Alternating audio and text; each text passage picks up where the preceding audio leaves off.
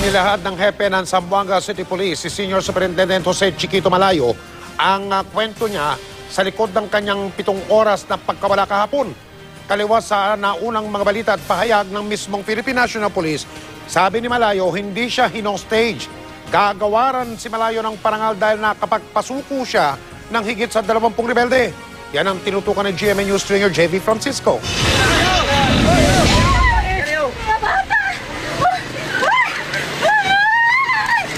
Tanghali kahapon nang magpanik ang mga taga-barangay Mampang sa Zamboanga City. Nagtagbuhan at naghahanap ng ligtas na lugar mula sa marebelde. Ang balita raw nila, may MNLF sa kanilang lugar. Ilang minuto bago nito, lumabas ang balitang andito si Zamboanga City Police Chief Senior Superintendent Jose Chiquito Malayo at dinukod ng MNLF kasama ang iba pang pulis. Kinumpirma ng PNP sa isang press release ang pagka-hostage daw kay Malayo. Pero matapos ang 7 oras, bandang alas 6 ng gabi, dumating ang convoy nito sa barangay Mampang.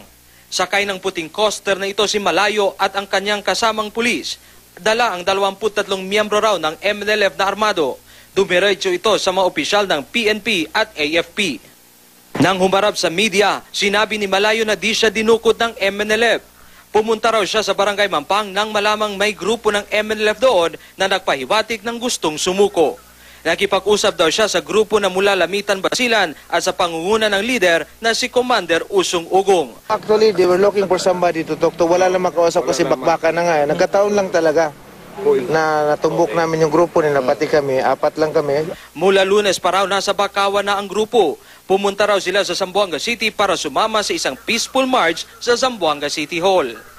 You may call your term, but I was there, nagkatutukan kami ng baril, then we started talking from there. Okay. I do not know if I'm a hostage or a negotiator. Ang kalabasan, andito sila ngayon and they're willing to go back to Basilan. Ayon kay DILG Secretary Marojas at sa PNP, pumunta nga si Malayo sa Mampang para makipag-usap sa isang grupo ng MNLF na nasa Bakawan. Pero habang nakikipag-usap, hinostage daw ang grupo ni Malayo. Magmula sa pagkukumbinse ay nadakip siya or na-hostage siya, pero patuloy ang kanyang pagkukumbinsi sa kanila hanggang nakumbinsi na nga niya. No? Ang sabi ng grupo ni Usong Ugong, di sila kasama sa bagbakan. Di rin daw sila kasama sa grupo ni Ustad Javier Malik. Pinaliwanag sa kanila na dadaan sila sa proseso nung napag-usapan yung pagsasampa ng kasos, mariin naman nilang pinilit na hindi sila kabahagi ng putukan dito. No? Buong araw kasama ni Malayo ang mga matataas na opisyal ng PNP at AFP sa isang pulong. Balik trabaho ngayon si Malayo bilang hepe ng Zamboanga City Police Office. Full duty status and he will be given appropriate awards and commendations. So siya pa rin po ang aming city director? Yes, siya pa rin. In fact, pwede pa nga ipungtin natin o pwede pang i-promote. I-deliberate pa namin, ibig sabihin.